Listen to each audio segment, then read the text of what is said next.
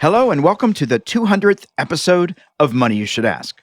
I'm Bob Wheeler, your host, and I'm excited to bring you another episode of fun conversations about money and emotions. In celebration of our 200th episode, my team and I decided to go back in time to some fun financial moments where our guests and I got down to the nitty-gritty aspects of money. We discuss everything from creating abundance, money blocks, money stories, and venture to places in life where money has made us laugh or cry.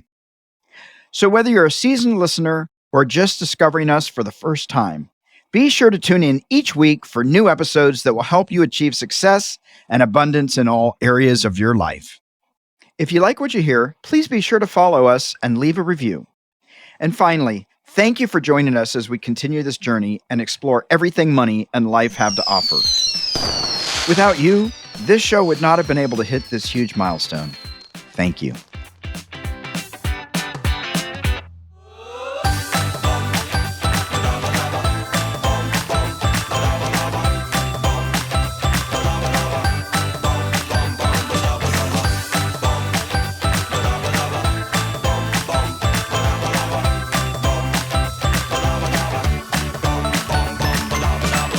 Now let's have some fun financial moments of Money You Should Ask.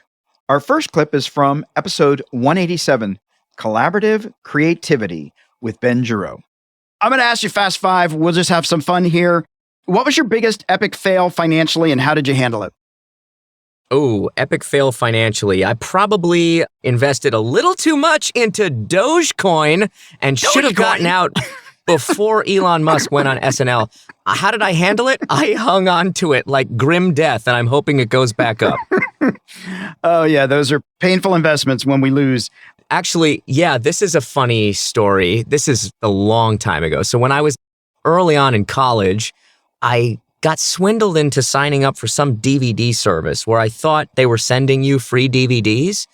And I came to find out that I had signed myself up for a subscription service that was auto-renewing and auto-paying. So I wound up spending like hundreds of dollars on DVDs I didn't want, nor did I select from some sort of scammy DVD thing where it made it sound like you were getting free DVDs. So yeah, I had just a massive DVD collection of stuff that I spent way too much money on. I found out way too late in the process. I think I had to actually switch the credit card because I couldn't figure out how to cancel this thing. It was probably a scam. Yeah. If they didn't come back for you, they were probably like, we got enough from, thank you, Ben. Exactly. Thank you for your money. Yes. We appreciate doing business. I remember they sent me the DVD Walking Tall from The Rock. And I was like, I would not have bought this. This is not a good expense in my life.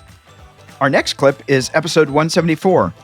I Am Not Your ATM with Rachel Murphy. What was a memorable money moment in your childhood? Well, I always used to I was a saver.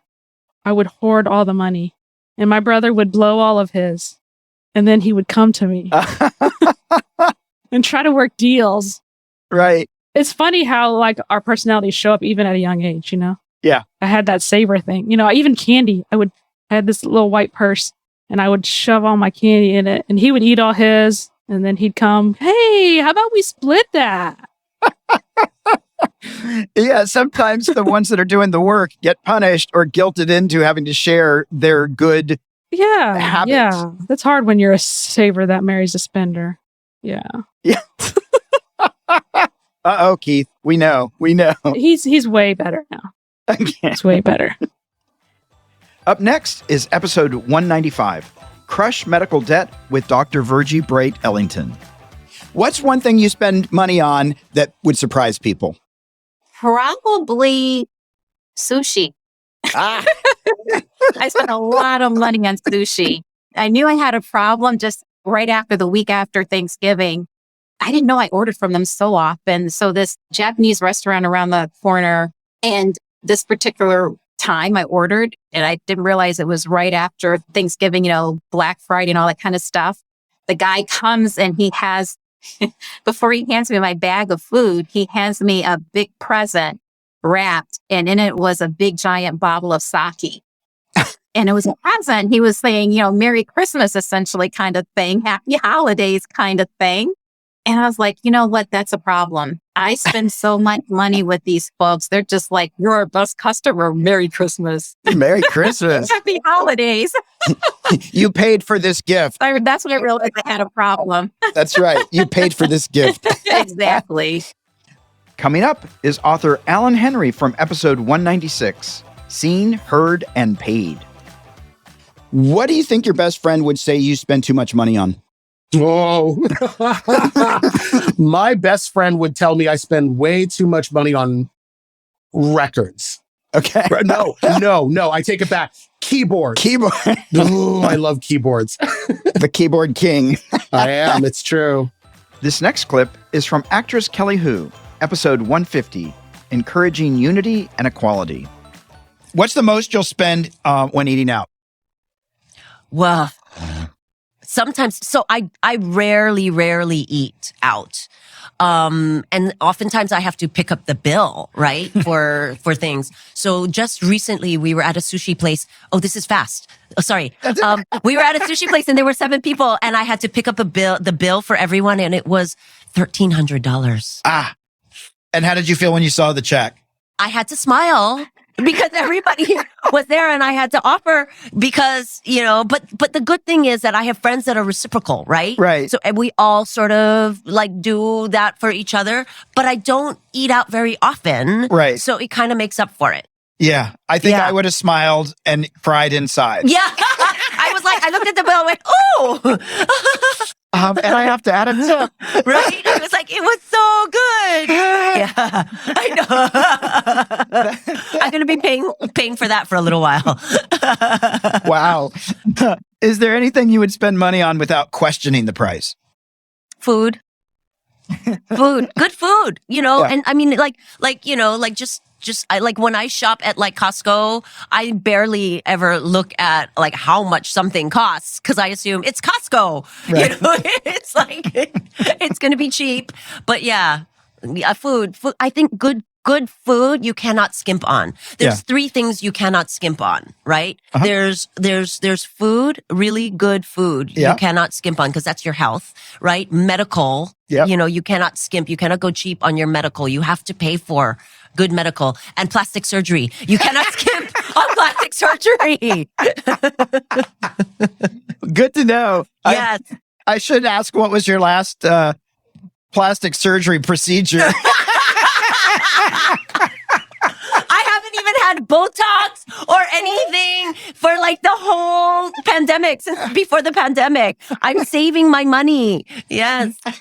I know. I figured I wasn't going to be on camera anyway. Why would I need Botox? Yeah, save it. I know. Day for. Have you ever lent a friend money and regretted it? A lot of times.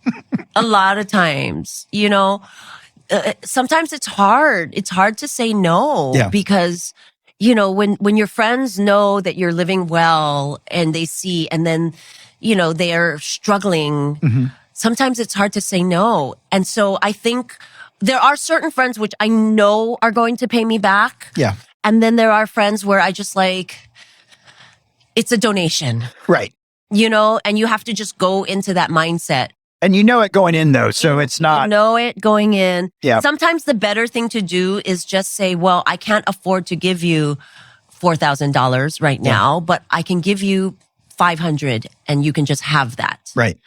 So that's kind of like sometimes a way to be able to just settle that and not have bad feelings. Give what you can afford to just give as a gift, as opposed to loaning something that is going to make you kind of cringe and hope they pay back. Yeah. Yeah. Are you unconsciously comfortable in debt? Our guest from episode 180, Simone Milicis, was. And so you relate to people with debt because you had a lot of debt. How did you get into lots of debt? I had a good time, basically. Well, that's good.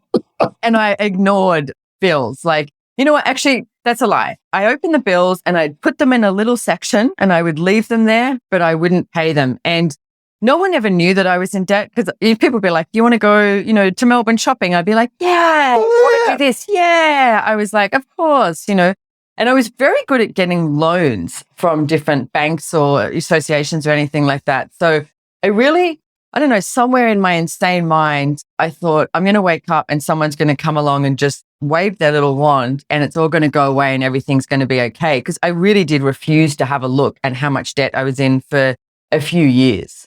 Yeah. And do you remember during that time, was it, I'm going to have a good time, I don't care what debt I have? Like, was there a storyline that you had in terms of, I can spend whatever I want? You know, Bob, I get I had the point of view that money will just keep showing up. And the funny thing is, it did. Like, I wasn't bad at creating money. I was just really good at spending it. You know, like I was still making money and I was still creating money, but I would spend more than that old saying, I would spend more than what I was actually making. So I never doubted that money wouldn't show up. And I was always, I don't know, very diversified in my choices. Like I know some people go, I need to have this job that I know I'm getting a wage or a salary so I feel safe. That was not me. I was like, I'll do that. I'll do that. I'll do that. I'll do that. I'll do that, you know, and would be at a million different places. So money showed up. I just spent too much. Sean Tyler Foley is in this next clip, episode 156, The Power to Speak Naked. Does your wife have a, quote, bad financial habit? Yes. You guys won't get the reference. Tim Hortons. It's the equivalent to Dunkin' Donuts. Okay. And what's worse is that this is the thing. It's such a slow bleed. It's $1.62 twice a day. Right. But here's the thing. My wife only drinks about a quarter to a third of the cup of coffee because then when it gets cold, she won't drink it. So she's bleeding through $1.62, but only consuming maybe 60 cents of it. And it drives me insane because even if we went with the K-Cups, because you can get the same branded K-Cups of the coffee and it would cost 30 cents a unit. And I do that math. And I'm like, at least then we're only wasting, 20 cents as opposed to over $1. That's hilarious. I will drink the last cup, even if it's cold. If I've paid for it, I'm not wasting a drop. So, half-drink beverages are the bane of my existence. Yeah. Oh my God. That's hilarious. Next is Diana Miriam and Why You Need Few Money, episode 123. What's the most expensive meal you ever paid for? Oh, I know. It was probably about, I think it was $250. And it was this, or like $300, something ridiculous like that. And it was this guy that I was kind of seeing, and he invited me to go spend a weekend with him in Colorado. He got booted from his startup and he like moved to Colorado, and I think he moved to Denver, and he wanted me to go like climb a 14er with him. Yeah. So when I found out about his money situation, I was like, oh, Jesus, like I'll pay for dinner. And then he proceeds to pick the most expensive restaurant in Denver. And I'm like looking at the menu like, all right, buddy, shoot your shot, I guess. What the hell? So, yeah, I would never normally, but I was in a situation where someone took advantage. You got to set the budget on the meal purchase. I relate. Last impulse buy. What was my last impulse buy? Laser hair removal. Oh yeah, I am very Italian. Like it's worth every dollar. That is so funny. This next clip was taken from episode 168 with Dr. John DeMartini. Be a master of destiny. Life is more than money, but money is in all aspects of our life. And I'm wondering, what's the balance and why do we need money? We're following our passion, we're bringing things to the world, and yet money is an undercurrent in a lot of this. Money is such a beautiful thing. I wrote a book called How to Make One Hell of a Profit, Took It to Heaven many years ago. And what's interesting is sometimes as a human being, we puff ourselves up, inflate ourselves, aggrandize ourselves, go into pride, and exaggerate ourselves to other people and look down on them. And that's not our real self. That's a persona, a mask, a facade. That's an exaggeration of who we are as really a compensation for deep inside feeling the opposite. And sometimes we minimize ourselves and deflate ourselves and shame ourselves. And we, beat ourselves up because we're comparing ourselves to somebody we put on a pedestal or something. And that's not ourself.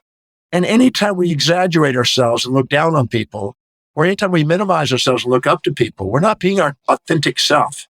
And when we exaggerate ourselves, we tend to wake up our narcissistic, trying to get something for nothing. When we minimize ourselves, we tend to go into altruistic, try to give something for nothing. And neither one of those are sustainable.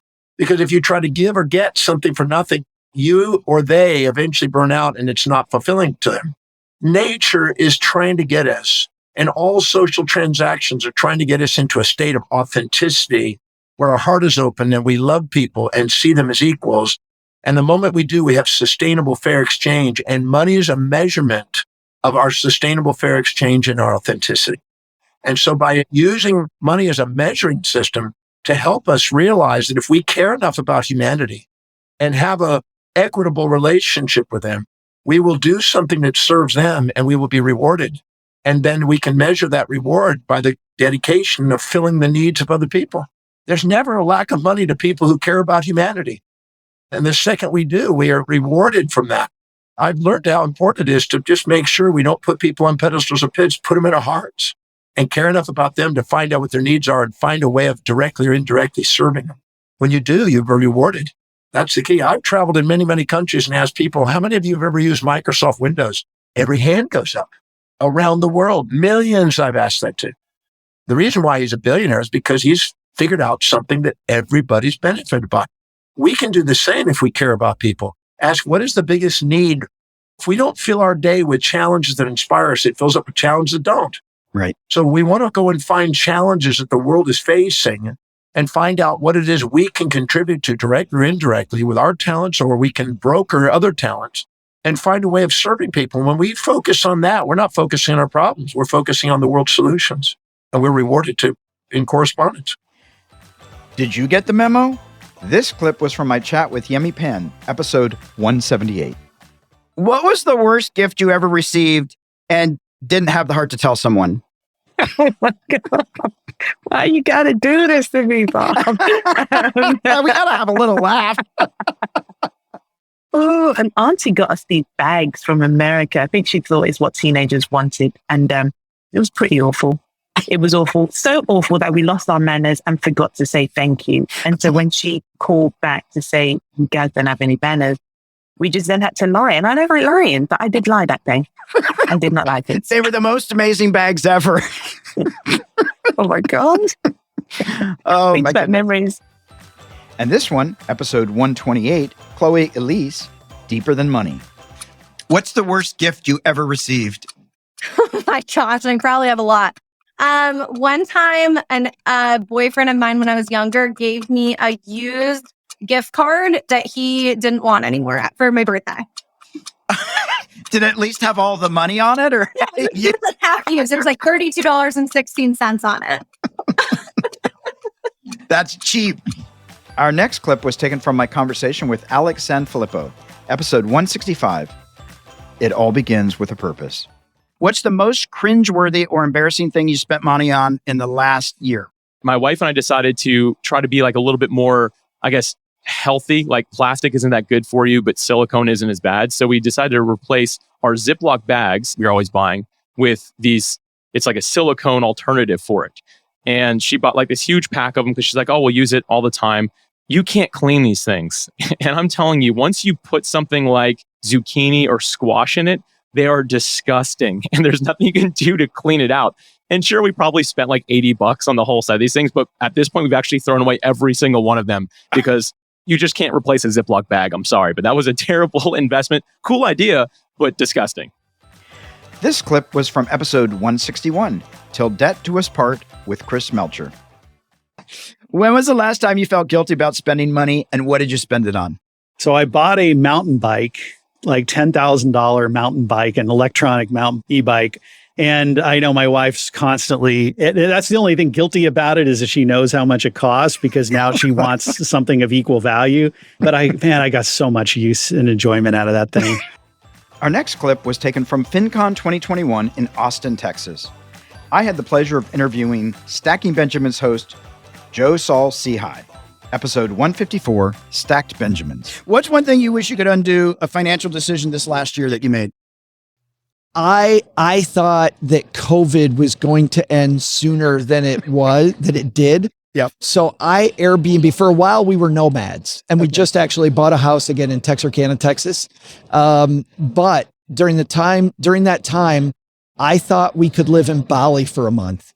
So I Airbnb'd this place in Bali, and they closed Bali to everybody. But Airbnb and the host wouldn't give me all my money back. Ouch. Airbnb gave me a partial credit, but I ended up being out about $800 because I was optimistic. Yes. Don't be optimistic. Don't be people. optimistic. It's terrible. Be a pessimist. Bad things will happen. No. So if I could undo that one, that would save me almost $1,000. Yeah, I hear you. 8 Benjamins right there. And this one is from episode 160. Opportunity didn't knock, build a door. Roxy Sheep. Would you consider yourself a spender or a saver? Spender. Even though you won't buy the new car. I did buy the new car. It's a convertible. Oh, sweet. All right. We'll talk. How would you say working in a creative industry impacts your relationship with money? It's really difficult. I have a fluctuating relationship with money, but I'm learning to nurture it a little bit more as I get older. Yeah. What's your financial superpower? Oh, shit. This is a really hard one. Do I have a financial superpower? I always know when a great deal is. I'm really good at bargaining for deals. Awesome. I could get really good deals. That's it. That's good. Okay, great. Okay, good. That's good. That's a good superpower. Okay.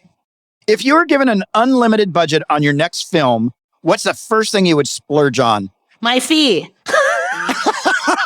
That's cool. It's not a helicopter, huh? It's not a helicopter. No, my fee. Your fee. Roxy. And sometimes it is rocket science with Dr. Renee Horton, episode 157. What's the craziest thing you've done in the name of love? What's the craziest thing I've done in the name of love? Now, up until the other day, no, I'm joking. I was mad crazy about this guy, and I just knew I was in love with him, right? And he turned out to be a jerk. But I wrote his name on the space hardware that went into space. And that was a bad idea because, the relationship burned up right about the same time that piece of hardware burned up coming back into the atmosphere. So it's that's the fortuitous. craziest thing. Yep. Oh my God, that is funny. Not many people can say they've done that. No. Very few. Or how about making money fun and flirty, like Nicole Icavoni does? Episode 157. If you had to give up either money or love, which would it be? Why? Oh, you didn't have to go there. I feel like they're so deeply intertwined, Bob. They are. Because I feel like I have a love affair with my money. I have a money date every week for at least an hour where I sit down, I see what my money's been up to for that week and where it's going, and we dream of the future together. So I don't feel like you could tear them apart. But I'll tell you what, I have a great husband. We adore each other. We've been married for 12 years. And we have loved each other when we've been so dirt poor, wondering how we were going to get Taco Bell. And we have loved each other just as much when we have extra money in the bank account. We're like, what do we do with all this money? So I guess if I had to choose, I would pick love. So cheesy. I'm sure your husband appreciates that. Yeah, I don't know. Some days he's probably like, I want the money. Get out of here. In the 4+ years of recording Money You Should Ask, we have had so many amazing guests with incredible money stories. Unfortunately, we can't fit them all into this episode, but I had to slip in this final clip from producer and director Paul Bunch, episode 43. Is it important to drive a nice car? And if so, why? Okay, there's a story behind, so because I came from such humble beginnings, I used to have this rule that I wouldn't spend more than $10,000 on a vehicle. Mm-hmm. All right. Up until about 10 years ago, I had that rule. Until I made my first feature film that I produced, and there's, Bradley Cooper, woohoo, everyone, I was very excited about that. Right. Yeah. Dax Shepard. It was Dax Shepard's film. I just helped produce it. But, for me, it was a big deal because it meant I was going to be able to play with some additional people in the future. So there's this big screening. All right. And at that time, are you ready for this? I'm already imagining. You probably remember back in the day when we were doing Winston's, for instance, I had this old beat up Mitsubishi, and I never washed it. All I did was put gas in this thing, and I treated it like shit. Right? Excuse me. Yeah, you can say shit. Okay, great. It's okay. And so here comes this movie screening. And my wife said, look, we're getting dressed up. You have to go rent a car. I'm not getting in that car. So wait, that's just the beginning. No. Wow. So smart woman. Yeah. I go, Okay. fine. I've got a busy day that day, but we're going in the evening. I'll go rent the car. It'll be great. So that day I'm out hustling around and I get caught in traffic on the way home. It's a terrible nightmare. I'm 2 hours late. By the time I get home, I don't have time to go rent the car.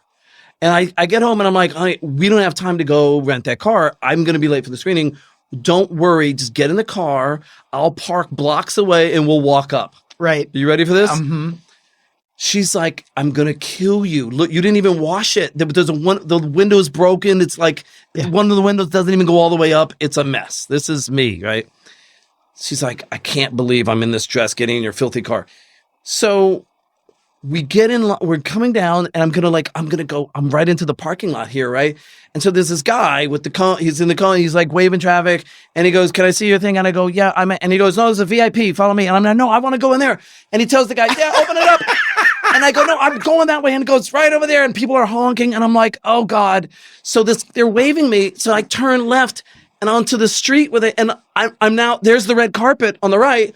There's 200 press and I'm getting scared. He's like, no, this is a producer right in front. Park his car right in front. And I'm like, no. So now, swear to God, we're pulling, there's all the Lord. paparazzi. Here's walk on the red carpet. We're like this on the trip. Right here is Bradley Cooper, Dax Shepard, and my producing partner, Nate Tuck. And I'm in the car. My wife's like this. What have you done? And the broken window's like this.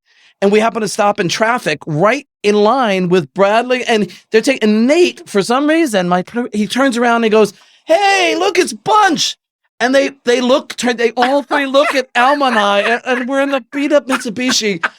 Abject humiliation. Oh my God. So it was that event who later on, Nate said, Paul, please buy a car. Will you go get a vehicle that is becoming of a man who wants to be a big shot in Hollywood?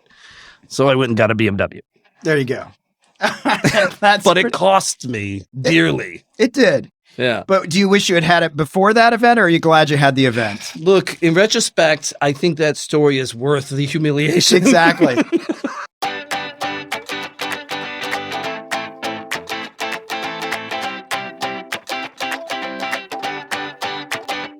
I hope you enjoyed part 1 of our 200th episode.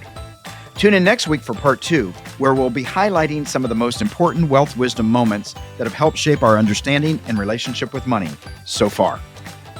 And if there's anything specific on your mind regarding wealth or finances, don't hesitate to visit themoneynerve.com. You can find lots of money mindset resources to uncover why you do what you do when it comes to money.